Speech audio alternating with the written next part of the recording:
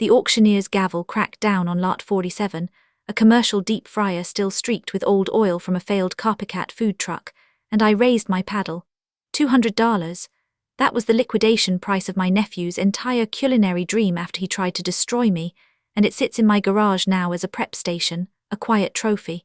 6 months earlier, he trademarked our food truck name out from under me, fired me by text message, and told a bank examiner I was nothing but a volunteer who'd wandered in off the street. Now I park a brand new truck across from the empty lot where he used to sling bland tacos, and every single lunch rush I sell a spicy wrap I named the Traitor's Special. You need to understand exactly how that happened, step by step, because it's a story about criminal greed, a dead man's ledger, and the moment I picked a wafer lark at 3 a.m. while my own nephew and his wife slept 20 feet away. My name is Eleanor. For 29 years, I've been a registered nurse in the cardiac telemetry unit at a county hospital in Ohio, the kind of floor where you learn to read a man's lies before his mouth opens, because you've monitored 1,000 patients who swear they've been taking their beta blockers, while their blood pressure tells a different story. I never married, never had children of my own. But when my sister Denise died of a brain aneurysm, her son Marcus was 8 years old and had nowhere to go. I took him in, raised him on nurses' wages and rotating night shifts, taught him to cook on a second-hand gas stove because my father had been a locksmith by trade and a butcher's apprentice before that, and I knew how to spatchcock a chicken before I could drive. I used to let Marcus stand on a step stool and dredge fish for lace while I explained the Maillard reaction the same way I explained heparin drips to nursing students when his first junior high home ec class required a parent to bring in a cultural dish.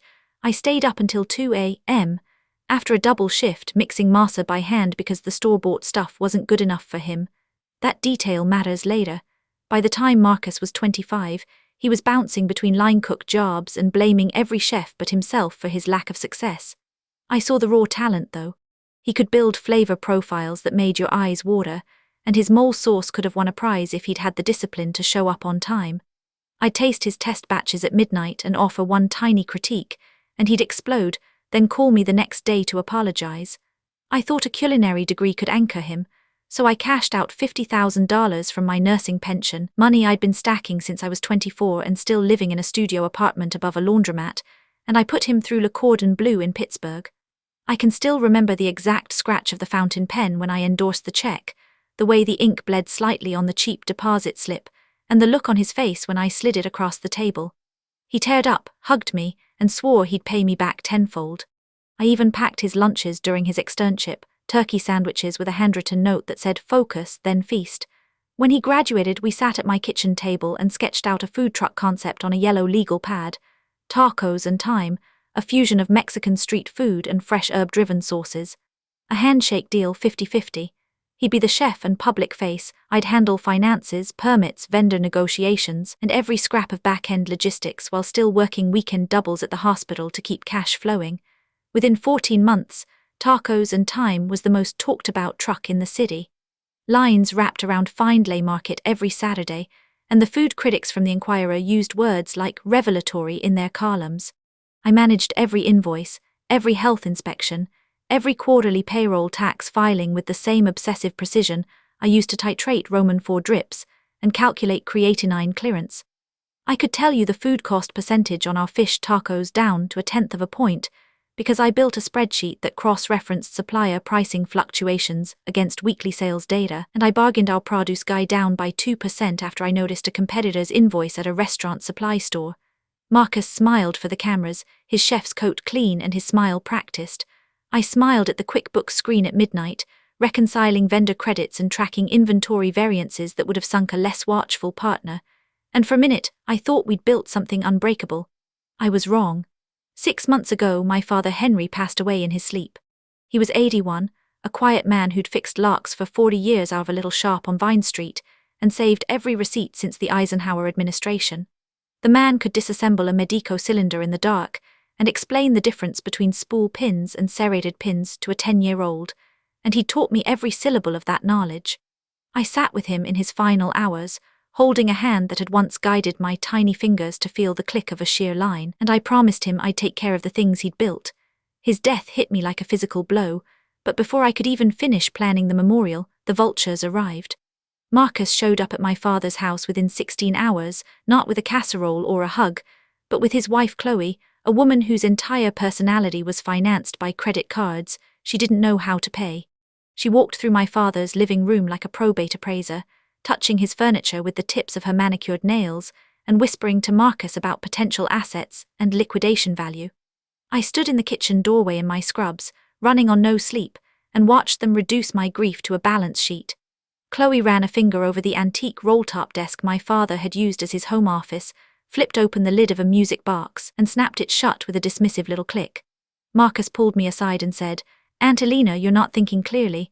Let us handle the house, the stuff, all of it. You just rest.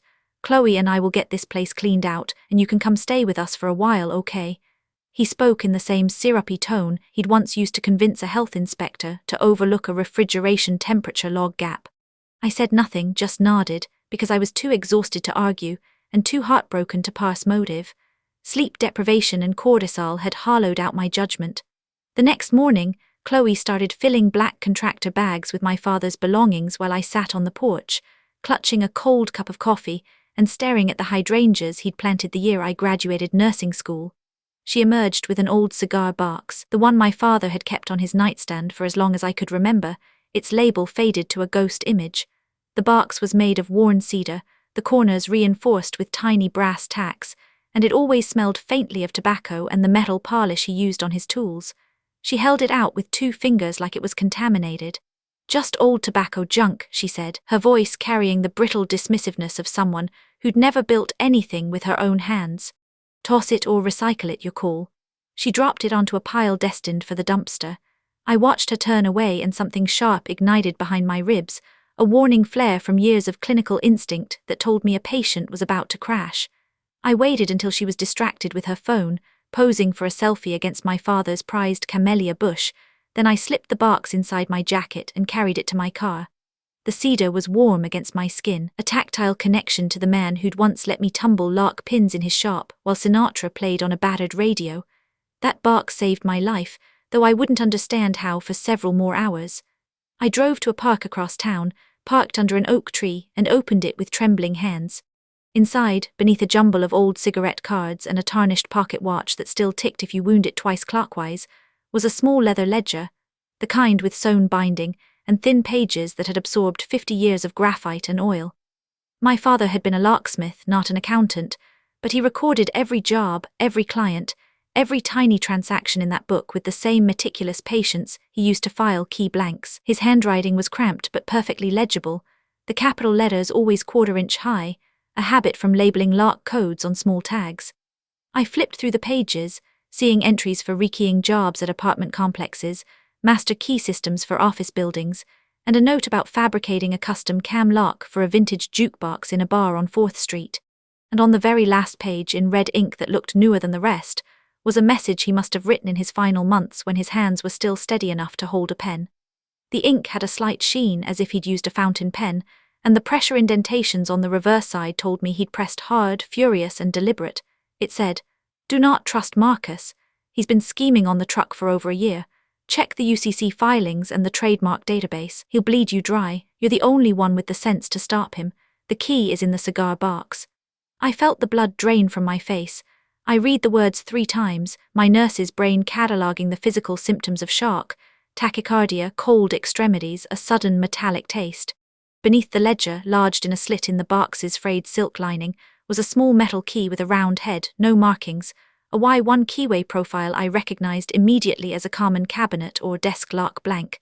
I didn't know what it opened, but my father had never wasted a word in his life, and he'd never lied to me.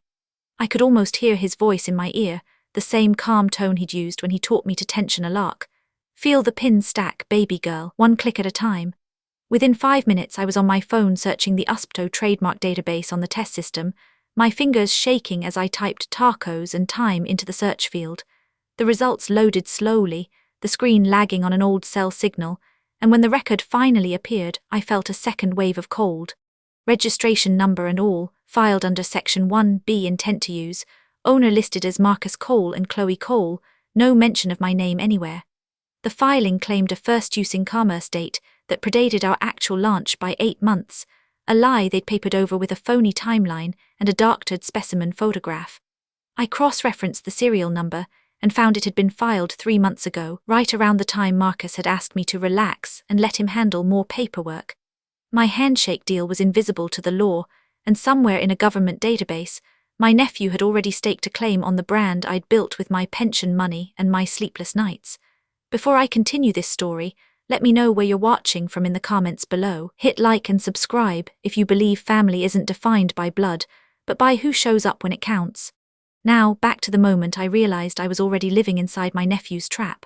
I took a long breath on that park bench and decided not to confront them. Not yet. All those years of watching patients manipulate doctors for early discharge or extra pain meds had taught me the strategic value of playing weak.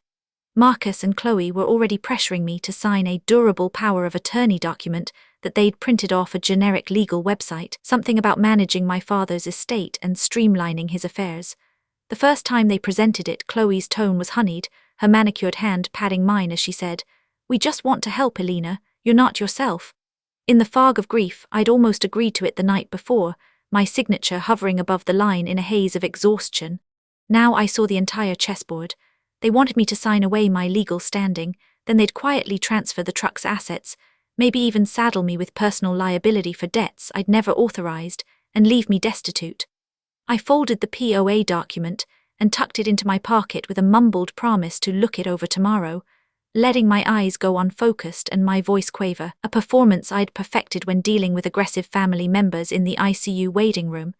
That evening, over takeout pizza that Chloe had ordered on a platinum card with a swollen balance, Marcus pressed again. "Aunt Eleanor, we've talked it over and we really think you should move in with us for a while, just until you're back on your feet. You can sell this place and let us handle the paperwork."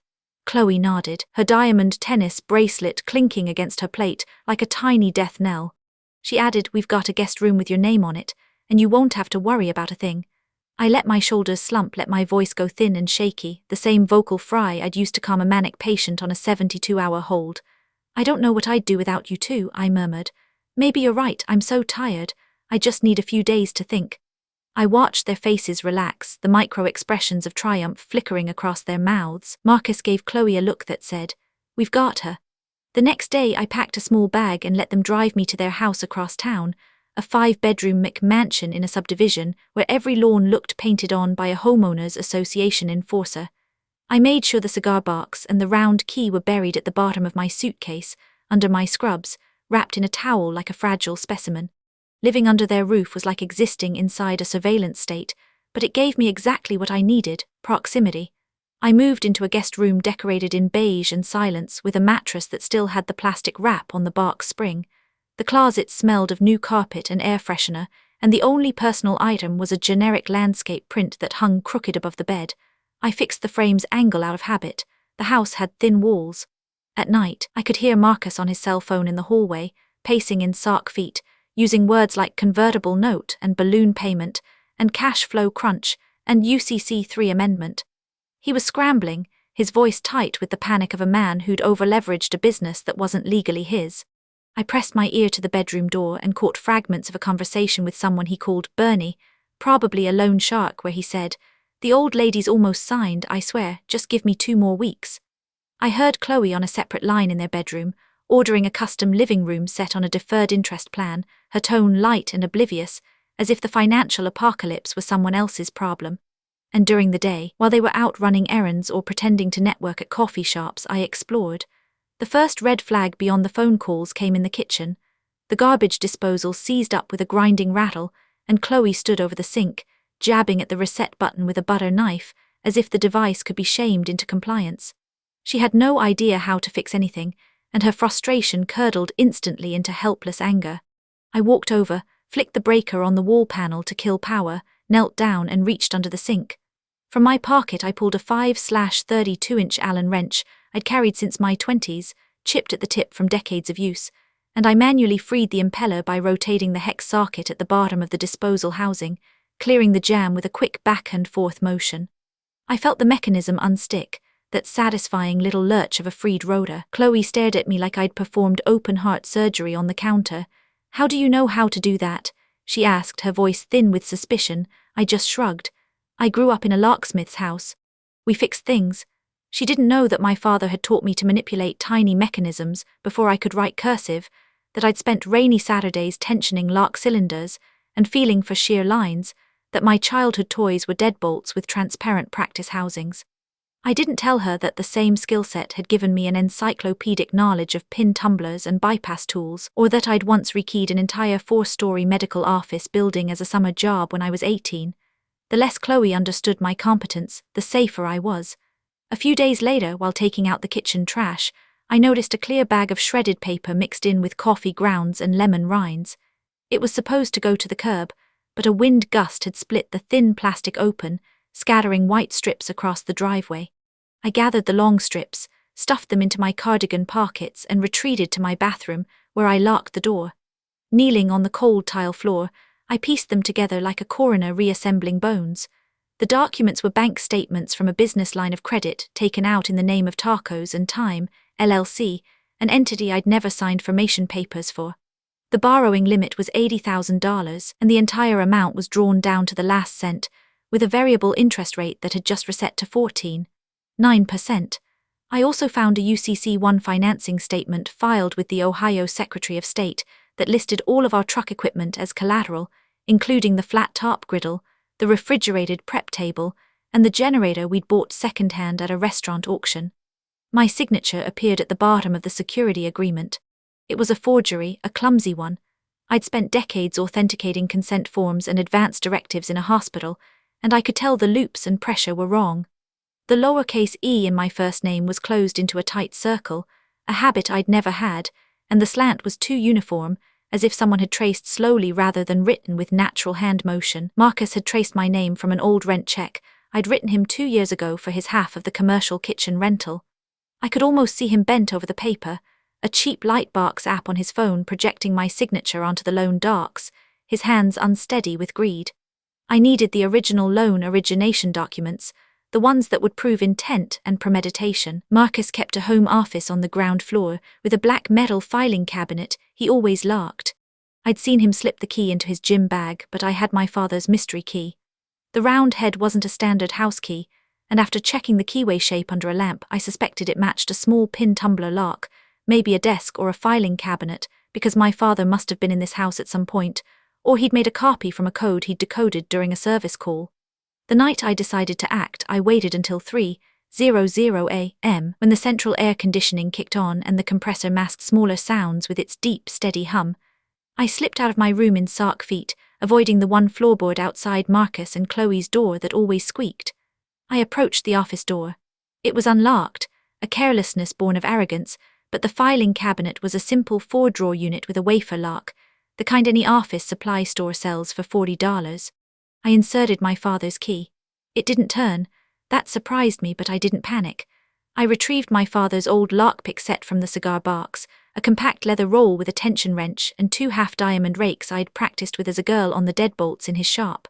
The leather was worn smooth in the center from my father's thumb, and the tools still smelled of WD-40. 29 years of hospital work hadn't dulled the muscle memory. I knelt on the low-pile carpet, inserted the tension wrench into the bottom of the keyway, applied light clockwise torque with my index finger, and slid the rake into the lock. I scrubbed the pins with a gentle back and forth motion, feeling each one set with a tiny metallic tick through the wrench. The first pin clicked almost immediately, a low cut. The second required a bit more pressure, the stack of driver and spring resisting until I nudged it. The fourth pin was a high cut and needed a slightly deeper rake, but I adjusted the angle of the pick by a millimeter and felt it surrender on the third pass. The plug rotated with a quiet snick and the drawer glided open. I paused for a moment, my heart hammering, and I heard my father's voice in my head. "Good, now don't rush the next part, document everything." Inside, I found a hanging folder labeled T&T Legal. It contained the original trademark application with a false declaration under penalty of perjury, a partnership dissolution agreement bearing my forged signature, and a promissory note putting me personally on the hook for $57,000 in case of default, structured as a recourse loan that could attach to my personal assets, including my father's house. The note was dated 6 weeks ago, during a stretch when I'd been working 7 straight night shifts at the hospital and had entrusted Marcus with routine paperwork concerning the truck's insurance renewal. I also found a credit card application filled out in my name with my social security number, the income line inflated to nearly double my actual salary, and a prepaid burner phone taped to the back of the drawer. The adhesive still smelled faintly of glue. When I powered it on, the screen flickered to life, and the call log showed 3 recent calls to a number I recognized, the business loan officer at our regional bank. The last call had lasted 14 minutes and the contact name was simply Bank Guy. No legitimate business discussion needs a burner phone. I remembered my father's warning, he'll bleed you dry. This was not a casual betrayal. It was a methodical, premeditated fraud designed to strip me of every asset and leave me as the legal scapegoat when the balloon payment came due. I was their patsy, their exit strategy. I replaced everything exactly as I'd found it, checking twice that the folder tabs aligned with their original positions. I relocked the cabinet using the tension wrench to reset the plug, feeling the pins drop back with a series of soft clicks, then slid the drawer shut. Back in my room, I stared at the ceiling until dawn, cataloguing every lie they'd ever told me since the day I'd welcomed a grieving 8-year-old boy into my home. I thought of the time he'd promised to pay me back for a new set of chef's knives, and then forgot when the truck's first big review hit. I thought of Chloe's dismissive laugh when I'd suggested we formalize our handshake deal on paper, saying, "Your family, Eleanor, you don't need contracts." I thought of my father, alone in his workshop, piecing together this plot, and writing that red ink warning with a hand I now knew was trembling not from age, but from fury. The next morning I drove to my father's house, which was still in probate. The air inside was stale and still heavy with the scent of his pipe tobacco. I searched his workshop in the basement, a room I'd known since childhood. It smelled of metal shavings, cutting oil, and the leather of his old tool belt. The pegboard walls were hung with key blanks in every imaginable keyway, organized by brand in little plastic bins that he'd labeled with a Dymo embosser. There were pinning kits with tiny compartments of brass pins and springs, a key cutting machine still covered in fine brass dust, and a half-finished Mordai cylinder clamped in a vise. Inside, a hollowed-out copy of the Complete Book of Larks and Larksmithing, a textbook I remembered from childhood that sat on the shelf next to his coffee-stained copy of the Schlage Keyway Manual, I found a manila envelope with my name on it. My father's handwriting, the same 1/4-inch caps. Inside were a letter from my father dated 2 months prior and a business card for an attorney named Martin Keene with a handwritten note. "Call him if anything happens, he knows the whole story." The letter itself was brief, just 3 sentences. "I fixed what I could, trust the key. I'm proud of you." I sat on the workshop stool and cried for 5 solid minutes, letting the grief finally break through the wall of rage. Then I wiped my face with the sleeve of my cardigan and dialed the number. Martin Keene turned out to be a compact, grey-haired man in his late 60s who'd handled my father's estate planning and also happened to be a retired federal prosecutor from the Southern District of Ohio, specializing in bank fraud and RICO cases. He met me at a diner the same afternoon, sliding into a vinyl booth with a cup of black coffee and a legal pad already marked with notes. He spoke in short, declarative sentences that reminded me of a doctor delivering a diagnosis. What he told me rewired my understanding of my father's last year. 10 months ago, my father had been doing a routine security install at Marcus and Chloe's house, replacing the front and back deadbolts with a high-security multi-lock system. He'd finished the back door and was taking a break in the kitchen when he saw a legal pad on the counter covered in handwritten notes about trademark classes, asset transfers, and the phrase, "Remove Eleanor from all docs." He didn't confront anyone. He simply finished the install, collected his check, and drove straight to Keene's office. What he did next was brilliant. He placed the intellectual property of tacos and time, the name and the logo and the written recipes, into a revocable living trust with a dead man's switch provision. I was the sole trustee and beneficiary. The trust document specified that any assignment or transfer of the trademark required my notarized signature in the physical presence of a designated notary, a woman named Rita who ran a tiny office across town. Rita had known my father for 30 years, had notarized the adoption papers when I took in Marcus, and would never notarize anything without my direct, face-to-face consent. No one could access the trust assets without my informed, uncoerced approval. My father had also secretly filed a UCC-1 financing statement with the Secretary of State listing himself as a secured party on the truck's original equipment, the griddle, the fryer, the generator, everything. That filing had a slight clerical imperfection. His name was listed as Henry J. Vance instead of Henry Vance, the way he usually signed. Keane explained that this tiny discrepancy meant the bank's lien search had missed it, because their automated system was looking for an exact match. Thus, Marcus's loan had been issued on assets that were already legally encumbered by a prior perfected security interest. The bank didn't know that, because their due diligence had been sloppy, and that sloppiness was about to work entirely in my favor.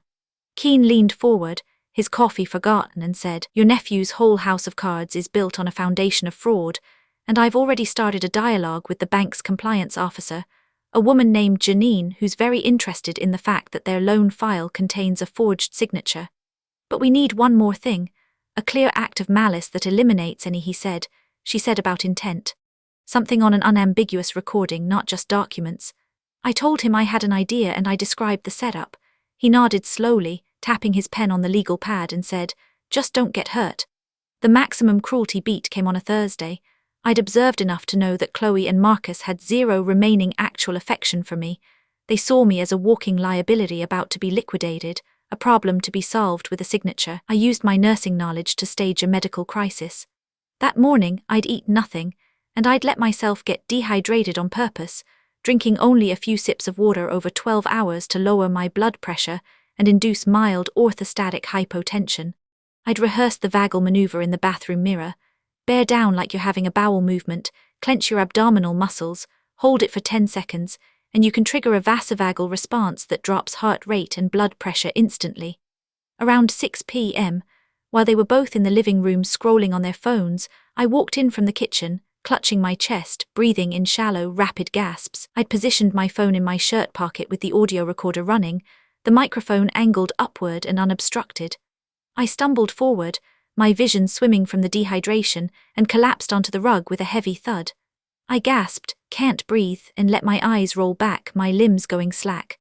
I lay there for a full 40 seconds, motionless, counting the seconds in my head as I'd been trained to count during a code blue, my face pressed into the pile of the cheap synthetic rug.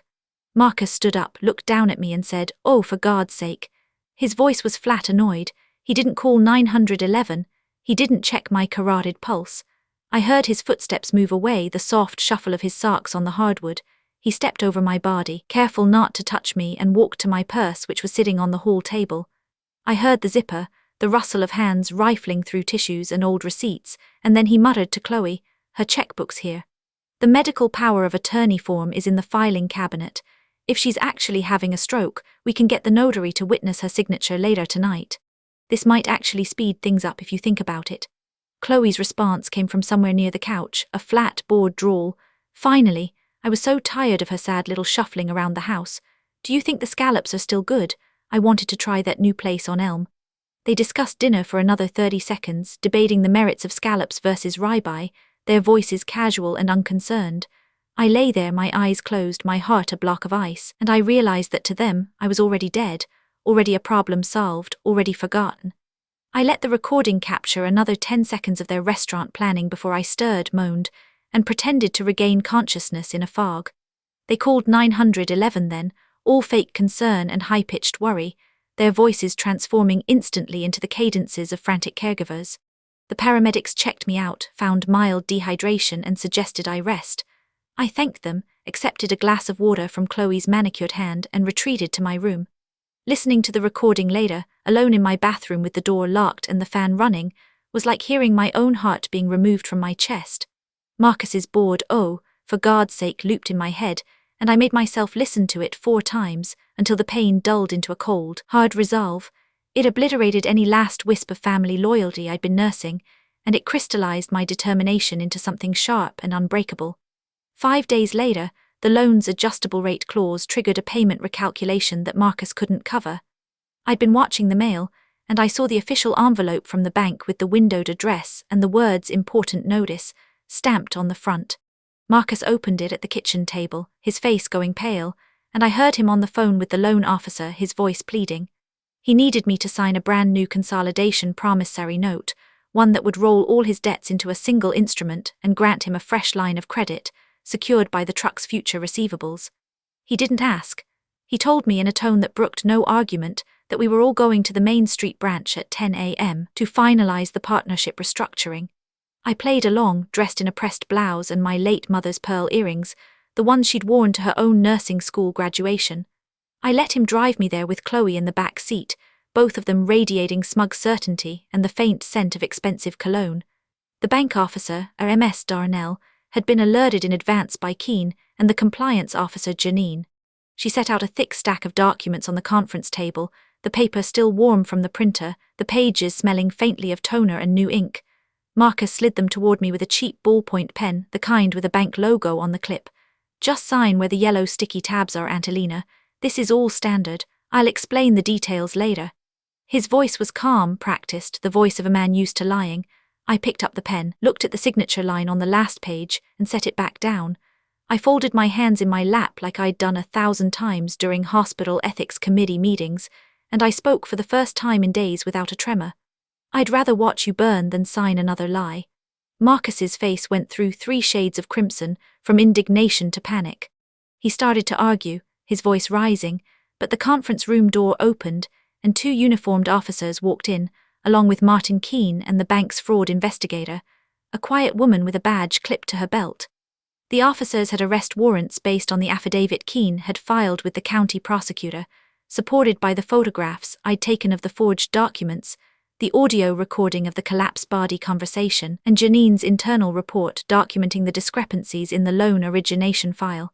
The charges were identity theft, forgery, and attempted grand theft by deception. Marcus lunged for the papers as if he could swallow the evidence, but one officer had him in cuffs before he took 2 steps. The cheap ballpoint pen rolled off the table and landed with a soft click on the carpet. Chloe started screaming about lawyers and defamation, her tennis bracelet catching the fluorescent light, and the other officer gently reminded her that she was also named in the trademark fraud and the credit card application. The entire scene lasted maybe 90 seconds, but I will replay the look on Marcus's face for the rest of my life. It was the expression of a man who'd banked everything on the idea that kindness was a weakness, and who'd just discovered with finality that he was wrong. The aftermath rolled out with the grinding slowness of the legal system, but the tide was entirely in my favor. The county prosecutor took the case, and Marcus ultimately pleaded to reduce charges in exchange for full restitution, 400 hours of community service, and a permanent felony record that barred him from ever owning a food service business again. The plea hearing was brief. I sat in the gallery, and when the judge asked Marcus if he understood the terms, he glanced at me once, and I saw nothing in his eyes but resentment. Chloe's family hired her a high-priced lawyer who argued that she was only following her husband's lead, but she still ended up with a conviction for conspiracy and a civil judgment lien on all her precious furniture. I attended the sheriff's sale where her white leather sectional, her chrome and glass dining set, and her collection of designer handbags were auctioned off one by one. The money went to partial restitution.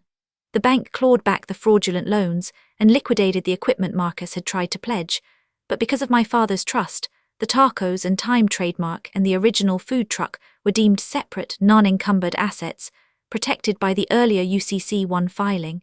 I filed a civil suit for breach of partnership and constructive fraud, and after a 2-day bench trial where I testified with the loan documents projected on a screen, the judge awarded me full ownership of the original truck, the trademark, all associated recipes and branding, plus punitive damages that covered my legal fees and left enough to fund my next move. Because of course Marcus didn't stay down. 6 months after sentencing, his probation officer permitted him to resume limited business activities, and he used money borrowed from Chloe's estranged aunt to launch a knockoff food truck called Spice and Time. He painted it a garish orange, designed a logo that was a clumsy parody of mine, and parked it 2 blocks from our old spot at Findlay Market. He started a whisper campaign, telling former customers that I'd stolen the brand from him, that he was the real culinary genius behind the recipes. His hubris was staggering. I responded not with anger, but with a tactical plan so precise it might as well have been a surgical incision.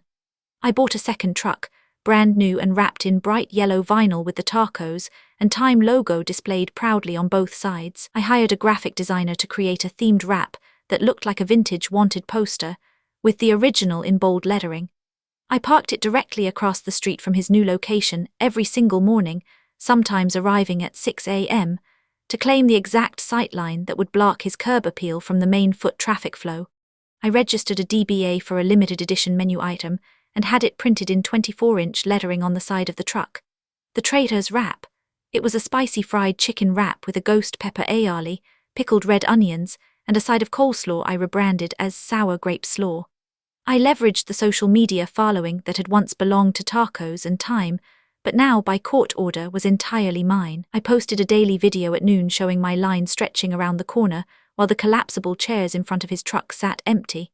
I highlighted customer reviews that mentioned the Justice Wrap or the Karma Special, and I used hashtags like #TraitorsWrap and #KnowYourChef. The first week, his sales dropped 40%. By month 3, he was discounting tacos at cost, running Groupon deals, and still losing money on every single transaction. His Yelp reviews became a monument to mediocrity, full of complaints about bland proteins and soggy tortillas. I never said a word to him. I just smiled from my service window and took orders, my register chiming through the lunch rush while his generator sputtered in the heat.